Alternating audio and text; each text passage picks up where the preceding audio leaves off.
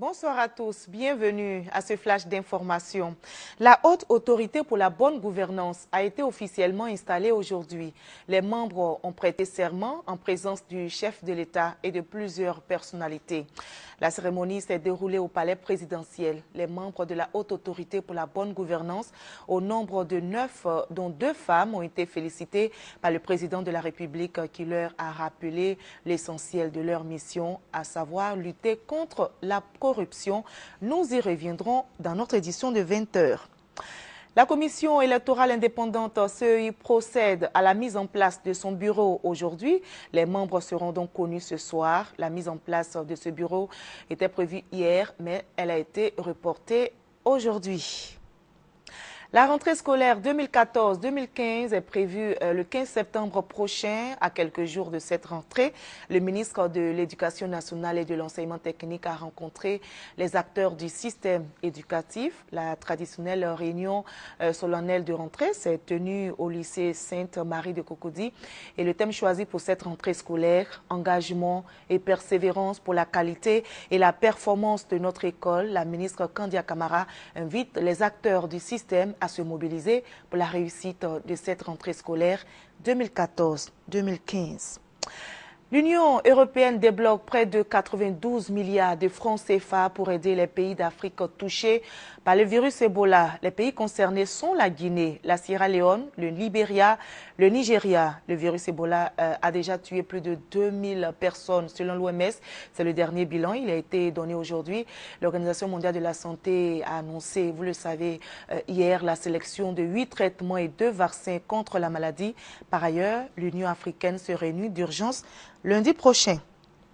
Le cessez-le-feu est entré en vigueur dans l'est de l'Ukraine ce vendredi. L'accord a été signé entre les autorités ukrainiennes et les séparatistes pro-russes à Biélorussie. Moscou et Kiev se félicitent de cet accord de paix, mais les Occidentaux restent prudents et espèrent que la trêve sera respectée. C'est de Minsk que souffle un vent d'espoir, celui d'un cessez-le-feu en Ukraine. Il devait entrer en vigueur vendredi à 18 h, heure locale. Plus précisément, c'est un protocole préliminaire qui a été signé en Biélorussie avec des représentants de l'Ukraine, de la Russie, des séparatistes et de l'OSCE, l'Organisation pour la sécurité et la coopération en Europe. Le texte sera-t-il appliqué ? Le président Porochenko, depuis le sommet de l'OTAN à Newport, se dit prêt à jouer le jeu. C'est un défi très important pour la sécurité. Pas seulement pour l'Ukraine ou la Russie, mais pour le monde entier. Je pense que ce qui vient de se passer est absolument inacceptable au XXIe siècle. Et j'espère maintenant et sincèrement que le processus de paix pourra être lancé. Les rebelles pro-russes ont immédiatement réaffirmé leur intention de se séparer de l'Ukraine. Pendant que se négociait le cessez-le-feu, les roquettes et les bombes continuaient de pleuvoir sur l'est du pays. Mariupol, un port stratégique, restait sous contrôle de l'armée ukrainienne, mais de violents combats se déroulaient à ses portes. Toutes nos valises sont prêtes. On a fait le plein d'essence. Nous sommes prêts à fuir rapidement s'il le faut. Pensez-vous que la situation soit sans espoir ? Maintenant, oui. Je ne vois plus un seul tank à nous. On n'a plus rien pour se défendre. Vraiment rien. Pas une seule munition. Rien du tout. Je n'en dirai pas plus.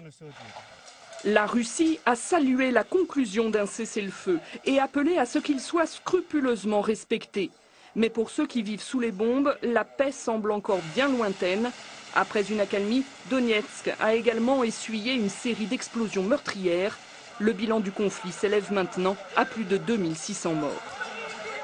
Retenez que depuis 15 h GMT, l'accord de cessez-le-feu a été signé entre les deux parties en conflit, c'est-à-dire les pro-russes, les séparatistes pro-russes et l'Ukraine. Et cet accord a été signé en plein sommet de l'OTAN. Les 28 membres de l'Alliance Atlantique demandent à la Russie de retirer ses troupes de l'Est de l'Ukraine. On va terminer en sport. La Côte d'Ivoire reçoit la Sierra Leone demain au stade Félix Houphouët-Boigny dans le cadre des éliminatoires de la CAN 2015 prévue au Maroc.